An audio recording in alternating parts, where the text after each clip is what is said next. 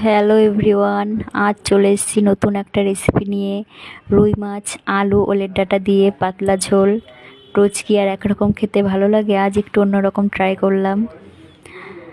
তো কড়াইতে তেল দিলাম, তেলটা গরম হয়ে গেলে মাছগুলো লাল লাল করে ভেজে নিলাম।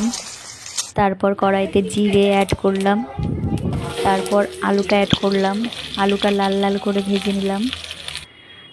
তারপর ওলের ডাঁটাগুলো অ্যাড করলাম, ওলের ডাঁটা আলু দিয়ে ভালো করে ভেজে নিলাম।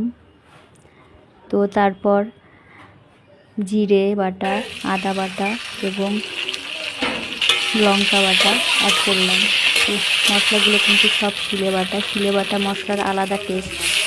তো ভালো করে কষিয়ে নিয়ে জল অ্যাড করলাম, জল দিয়ে ভালো করে ফুটে উঠলে মাছটা অ্যাড করলাম। ভালো করে ফুটে উঠলে